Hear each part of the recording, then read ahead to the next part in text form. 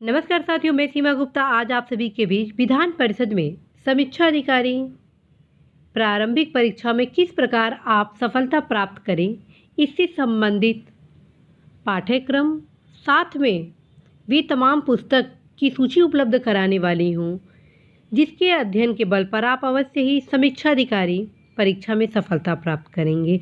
तो साथियों, बिना देरी के मैं इस क्लास को आरंभ करती हूँ। आप सभी को बताकर बहुत ही प्रसन्नता हो रही है कि प्रारंभिक परीक्षा में 2 प्रश्न पत्र हैं और आप यहाँ पर देख रहे हैं कि प्रथम प्रश्न पत्र सामान्य अध्ययन से रिलेटेड है और द्वितीय प्रश्न पत्र सामान्य हिंदी से रिलेटेड है। ओके, और इस परीक्षा की खास बात है कि जो भी अभ्यर्थी सामान्य हिंदी में अपनी पकड़ को मजबूत बनाएंगे, सामान्य हिंदी में बेस्ट परफॉर्मेंस करेंगे, वो डेफिनेटली है कि सफलता प्राप्त करेंगे। आप यहाँ पर देख रहे हैं सामान्य अध्ययन में 50 प्रश्न पूछे जाएंगे, सामान्य हिंदी में भी 50 प्रश्न पूछे जाएंगे। वहीं पर अंक देखा जाए तो सामान्य अध्ययन में भी पूर्णांक आपका 50 है और सामान्य हिंदी में। इस प्रकार साथियों, इस परीक्षा में जो भी अभ्यर्थी हिंदी पर विशेष फोकस करेंगे सामान्य अध्ययन के साथ साथ वो 100% सफल होंगे। और अब मैं आप सभी को पाठ्यक्रम के बारे में बताने वाली हूँ। पाठ्यक्रम में यहाँ आप देख रहे हैं कि पाठ्यक्रम में सामान्य अध्ययन में सामान्य विज्ञान, भारत का इतिहास, भारतीय राष्ट्रीय आंदोलन, भारतीय राजतंत्र, अर्थव्यवस्था एवं संस्कृत, भारतीय कृषि वाणिज्य व्यापार, जनसंख्या, पर्यावरण, नगरीकरण, विश्व भूगोल, भारत का भूगोल एवं प्राकृतिक संसाधन, अद्यतन राष्ट्रीय अंतर्राष्ट्रीय महत्वपूर्ण घटनाक्रम के अतिरिक्त सामान्य बौद्धिक क्षमता से रिलेटेड क्वेश्चन है। इस प्रकार साथियों, सामान्य अध्ययन में कॉम्पैक्ट रूप से जीएस को समायोजित किया गया है। वहीं द्वितीय प्रश्न पत्र में साथियों, जो सामान्य हिंदी से रिलेटेड है, इसमें 5 टॉपिक को कवर किया गया है, जिसमें विलोम, वाक्य एवं वर्तनी शुद्धि, अनेक शब्दों के लिए एक शब्द, तत्सम, तद्भव और पर्यायवाची शब्द हैं। साथियों, यदि आप द्वितीय प्रश्न पत्र में रणनीति के साथ अपनी तैयारी को करेंगे तो निश्चित रूप से आप 50 में 50 अंक प्राप्त कर सकते हैं। तो अब जानते हैं कि कैसे आप सामान्य हिंदी में 50 अंक ला सकते हैं और सामान्य अध्ययन में मैक्सिमम अंक आप प्राप्त कर सकते हैं। अब मैं आप सभी को उन पुस्तकों की सूची उपलब्ध कराने वाली हूँ, जिसका उपयोग कर आप अवश्य ही सफलता प्राप्त करेंगे।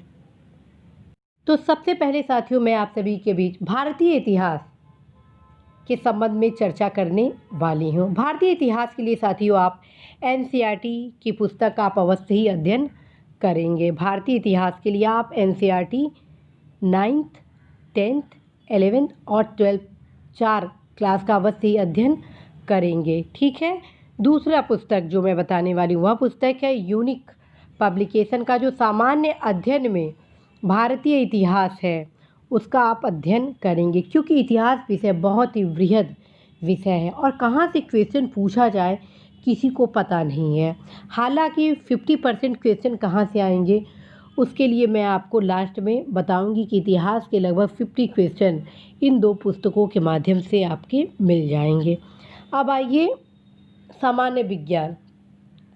सामान्य विज्ञान के लिए साथियों, आप लुसेंट के सामान्य विज्ञान को पढ़ेंगे। लुसेंट के सामान्य विज्ञान को पढ़ेंगे। यह एक किताब पर्याप्त है। लगभग ये 400-450 या 400 to 500 पेजेस में होंगे। आप अवश्य इसको पढ़ें। आगामी परीक्षाओं के लिए अत्यंत ही महत्वपूर्ण है और इस परीक्षा के लिए वरदान है। अब आइए राज्य व्यवस्था। साथियों, राज्य व्यवस्था के लिए मैं आप सभी को बेयर एक्ट, भारतीय संविधान का बताऊंगी, साथ में भारतीय संसद के लिए सुभाष कश्यप और भारतीय संविधान के लिए डॉक्टर डी बसु की पुस्तक को रेफ़र करूंगी। इन तीनों पुस्तक में आपके भी तमाम फैक्ट आपको मिलेंगे जो कि आपको अवश्य ही सफलता दिलाएंगे। साथियों, बेयर एक्ट में साथियों, आप अनुच्छेद के साथ संविधान के सभी भागों पर गहन अध्ययन करेंगे। वहीं भारतीय संविधान जो कि डीडी बसु के वे सभी पहलुओं पर बहुत ही विस्तार के साथ गहनता के साथ चर्चा की गई है।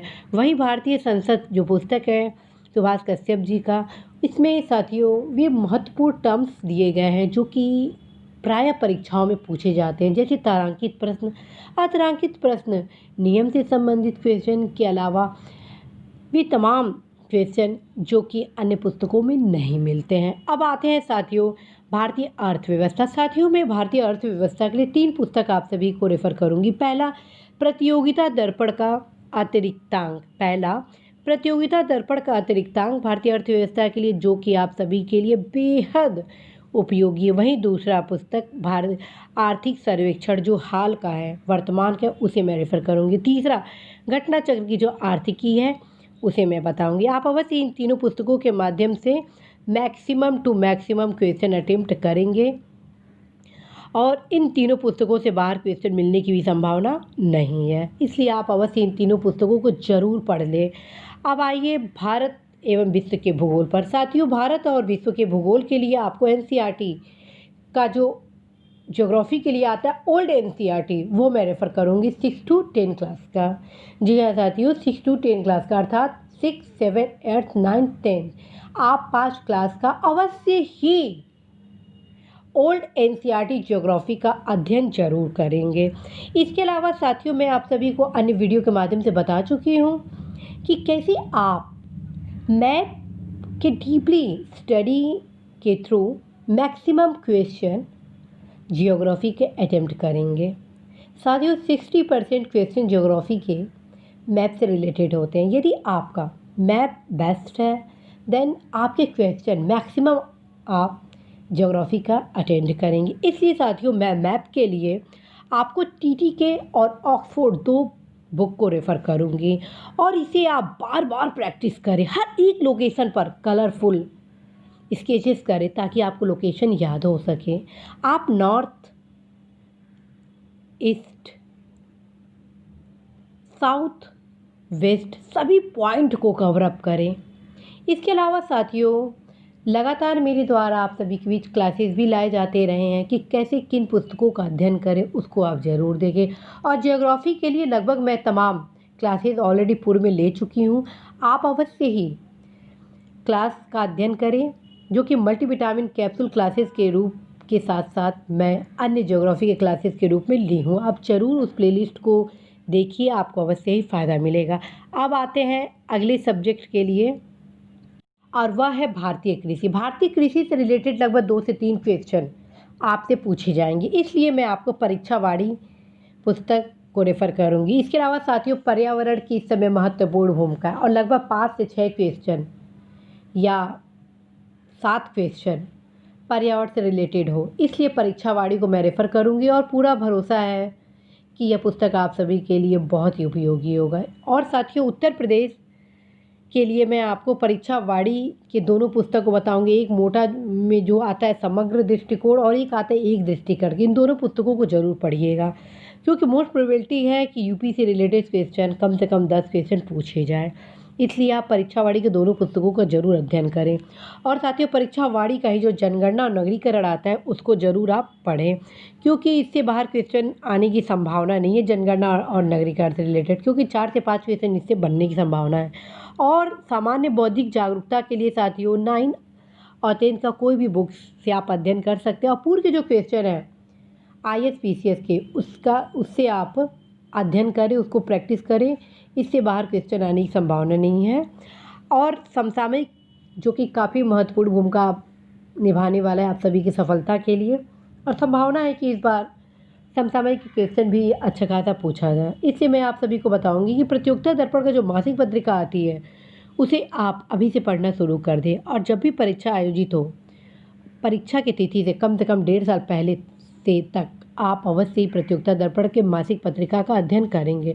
और प्रतियोगिता दर्पण का एक अर्धवार्षिक भी आता है, उसका भी आप अध्ययन करेंगे। और घटना सागर का वार्षिकी पढ़ेंगे और घटना चक्र जो है वो दृष्टि निकालता है। ये चारों पत्रिका आपको पढ़ना ही पढ़ना होगा। उसका कारण है कि रिवीजन भी इन पत्रिकाओं के माध्यम से आप कर सकते हैं। तो साथियों आप ज़रूर इन पुस्तकों का अध्ययन करेंगे और इस प्रकार आप बहुत ही सफलता के करीब होंगे। और अब सामान्य अध्ययन के लिए जो सबसे महत्वपूर्ण पार्ट है उसको मैं बता रही हूँ, और वह है साथियों पूर्व के जो क्वेश्चन है उसको आप ज़रूर अध्ययन करें। आप ये सोचेंगे कि विधान परिषद के परीक्षा में पूर्व के क्वेश्चन का क्या महत्व है। साथियों पूर्व के क्वेश्चन आपको एक वे प्रदान करेंगे और मोस्ट प्रोबेबिलिटी है कि 30 से 40% क्वेश्चन साथियों पूर्व के क्वेश्चन से ही पूछ दिए जाए, ठीक है। और इतना तो श्योर है कि 20 to 25 क्वेश्चन पूर्व परीक्षाओं से तो पूछे जाएंगे ही जाएंगे। और इसके लिए मैं आपको बताऊंगी घटना चक्र का जो पूर्वावलोकन आता है उसको आप पढ़ेंगे, ठीक है। घटना चक्र का पूर्वावलोकन प्रत्येक विषय पर आता है, उसको आप क्रय कर ले मार्केट से और अभी से उसका प्रैक्टिस करना शुरू कर दें। और साथियों आप इसको प्रैक्टिस सेट के रूप में भी लगा सकते हैं, ये सबसे बेहतर विकल्प के रूप में आप देखेंगे। और आपको मैं यह भी बताना चाहती हूँ कि इसके अलावा आपको सामान्य ज्ञान का लुसेंट बुक ज़रूर पढ़ना है, क्योंकि घटना चक्र के पूर्वावलोकन और सामान्य ज्ञान लुसेंट से लगभग 30% क्वेश्चन कवर करने वाला है, ठीक है। तो आप अवश्य ही सामान्य अध्ययन के लिए इन पुस्तकों का अध्ययन करेंगे साथियों, और आप इसका शॉर्ट स्क्रीन ले लीजिए। और यदि आप मेरे टेलीग्राम चैनल से साथियों नहीं जुड़े हैं तो अवश्य जुड़े। मेरा टेलीग्राम चैनल है सीमा गुप्ता यूपी सेक्रेटरीट लखनऊ से ही सृजित है, तो आप अवश्य ही उस टेलीग्राम चैनल को ज्वाइन कर लीजिए। मैं इसका PDF वहाँ पे उपलब्ध करा दूँगी। और अब आते हैं सामान्य हिंदी की तैयारी के लिए। साथियों सामान्य हिंदी के लिए मैं आप सभी को 3 पुस्तक रेफ़र कर रही हूँ। जी हाँ साथियों, सामान्य हिंदी में 50 प्रश्नों को हल करने के लिए मैं आप सभी को 3 पुस्तक रेफ़र करने वाली हूँ। पहला है सामान्य हिंदी पृथ्वीनाथ पांडे का, दूसरा है व्यवहारिक पुस्तक और तीसरा है आदित्य पब्लिकेशन के पूर्व के क्वेश्चन। आप क्या करेंगे, इन तीनों पुस्तकों में अपने टॉपिक को टिक लगाएंगे और बस अपने टॉपिक को ही पढ़ेंगे, ताकि आप हर फैक्ट का अच्छे से अध्ययन कर हर क्वेश्चन का सही जवाब दे सके। साथियों यदि आप गहन अध्ययन करेंगे, डीपली स्टडी करेंगे, तो आप निश्चित रूप से सफल होंगे। कई युवा साथियों द्वारा हमसे कहा जाता है कि मैडम आदित्य पब्लिकेशन के जो पूर्व के क्वेश्चन जो बताए गए उसमें काफ़ी क्वेश्चन गलत हैं। साथियों मैं मानती हूँ कि कई क्वेश्चन को गलत दिया गया है उसमें, लेकिन अगर आपको लगता है कि गलत है तो आप अवश्य पृथ्वीनाथ पांडे की या व्यवहारिक पुस्तक से इनको मिला सकते हैं। लेकिन मैक्सिमम 99% क्वेश्चन आदित्य पब्लिकेशन के जो पूर्व के क्वेश्चन के संग्रहण है वह सही है। और चूँकि एक ही जगह आपको पूर्व के क्वेश्चन के हल मिल जाते हैं, इसलिए ये सबसे बेहतर विकल्प के रूप में है। मार्केट में जितने भी पूर्व के क्वेश्चन हैं उसमें मैक्सिमम के आंसर गलत दिए गए हैं। मैं स्वयं कई पुस्तकों का अध्ययन की, देखी कि पूर्व के क्वेश्चन में सबसे बेहतर सॉल्व किसका दिया गया है।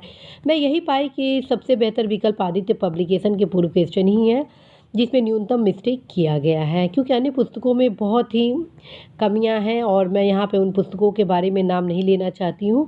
इसलिए मैं आप सभी से यही कहूँगी कि आप पृथ्वीनाथ पांडे सामान्य हिंदी का अध्ययन करें, व्यवहारिक पुस्तक जो है सामान्य हिंदी का उसका अध्ययन करें, और साथ में साथियों आदित्य पब्लिकेशन के पूर्व के क्वेश्चन को आप अवश्य हल करें।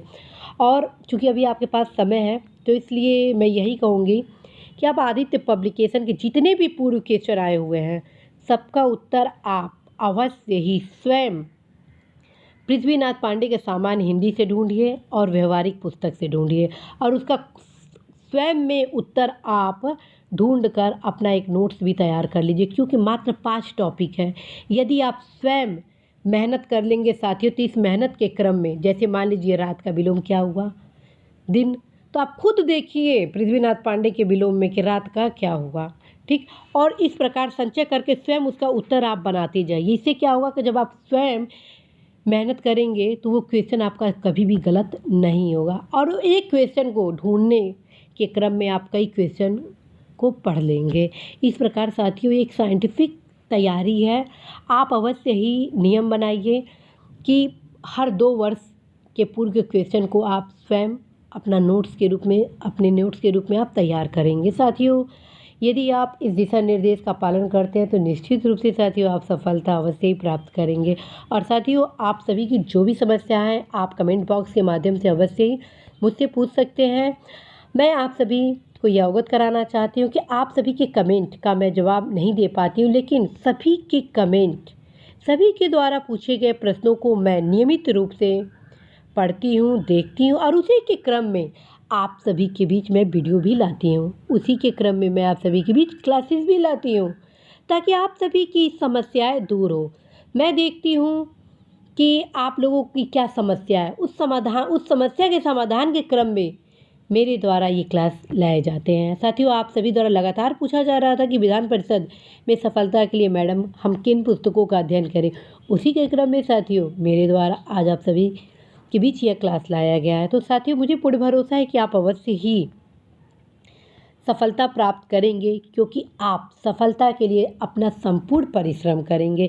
इसी आशा विश्वास के साथ कि आप अवश्य ही सफल होंगे और प्रदेश की सर्वोच्च संस्था उत्तर प्रदेश शासन में आएंगे। मैं सीमा गुप्ता इसी आशा के साथ विदा लेती हूँ। नमस्कार।